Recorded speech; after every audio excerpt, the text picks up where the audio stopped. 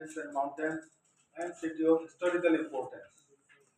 और इसको पूर्व का वेनिस भी कहते हैं, वेनिस ऑफ ईस्ट। ये यूं ही नहीं कहते हैं क्योंकि मेवाड़ की राजधानी रहते हुए यहाँ कला, स्थापत्य और परंपराओं का अनोखा संगम है।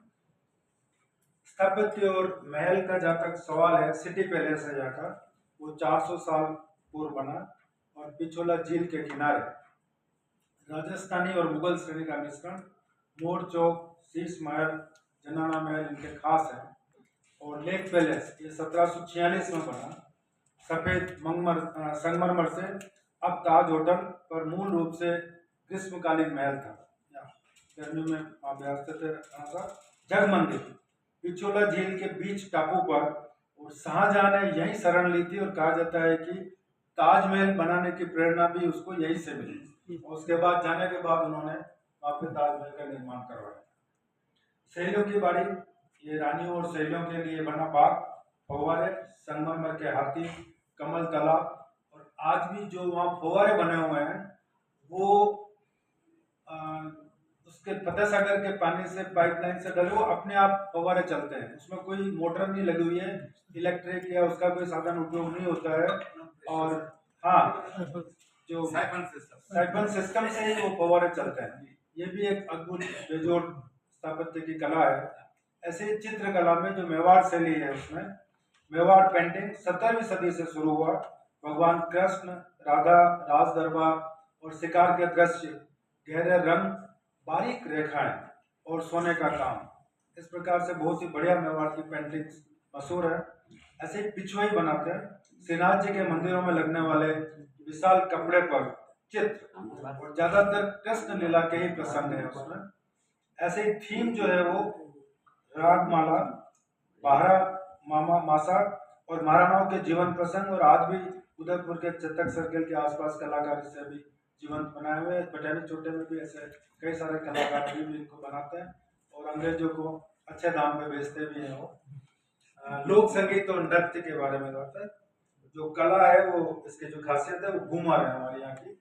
और राजस्थानी महिलाओं का पारंपरिक नृत्य, घेरदार घाघरा पहनकर गोल घूमना, और बागोर की हवेली में इसका भी एक रोज शो होता है। ऐसे पश्चिमी सांस्कृतिक केंद्र में भी इस प्रकार के आयोजन होते रहते हैं इसमें। ऐसे कालबेलिया नृत्य है जो सपेरा समुदाय का नृत्य है, और काले कपड़े और सांप जैसी लचक यूनेस्को की अमूर्त विरासत सूची में इसको दर्ज किया गया। ऐसे मांगणिया लंगा जो लोक गायक समुदाय है, सारंगी, कमायचा, खड़ताल पर वीर रस और भक्ति गीत गाए जाते हैं। ये भी अपने वेस्ट जोन कल्चरल सेंटर में भी और भारतीय लोक कला मंडल में भी इसके आयोजन समय समय पर होते रहते हैं। ये कठपुतली का भी है यहाँ पे, ये भी काफी मशहूर है भारतीय लोक कला मंडल का।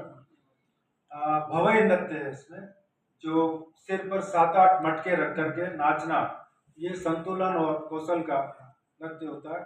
8-10 उसके बाद में भी कोई मटका गिरता नहीं है, वो उसके बाद उस पर पूरा डांस के बाद नीचे तलवार पे, कांच के टुकड़ों पे भी नृत्य करते हैं। और ये भी काफी अच्छा है। त्योहार और मेले, यहाँ के मेवाड़ महोत्सव आजकल मनाया जाता है, तो मार्च अप्रैल में गणगौर के साथ पिछोला में महिलाओं द्वारा मूर्तियों का विसर्जन और सांस्कृतिक जुलूस निकालते हैं, जो शहर से होकर के गणगौर घाट की तरफ जाते हैं और वहां पे इनका मूर्तियों का विसर्जन किया जाता है। ऐसे शिल्प ग्राम उत्सव है, ये दिसंबर में 10 दिन का शिल्प ग्राम मनाया जाता है, जिसमें 21 दिसंबर से लेकर के 30-31 दिसंबर तक, ज्यादातर अभी ये होगी प्रेरणा यहाँ के राज्यपाल हमारे यहाँ आते हैं, वही उसका उद्घाटन करते हैं। और 31 को ये मेला शाम शहर के लिए आने जाने वाले लोगों के लिए बसों का भी इंतजाम किया जाता है, ताकि गांव शहर के लोग जो है वो इस मेले का लुत्फ उठा सके और वहाँ से खरीदारी भी कर सके।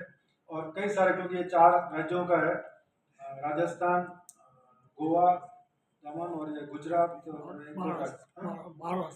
महाराष्ट्र के, तो इन सभी राज्यों के कलाकार और इनके जो सामान बेचने वाले वो भी यहाँ आते हैं। ऐसे हरियाली अमावस्या का जो अपना मेला है, जुलाई अगस्त में होता है और फतेह सागर पर मेला होता है, झूले लगते हैं, पतंगबाजी होती है, और ये मानसून का स्वागत भी है। नॉर्मली कभी कभी फतेह सागर भर जाता है हरियाली अमावस्या के आसपास। तो ऐसे जगन्नाथ रथ यात्रा, ये भी प्रसिद्ध जगदीश मंदिर से जगन्नाथ रथ निकली, पूरी जैसी व्यवस्था होती है।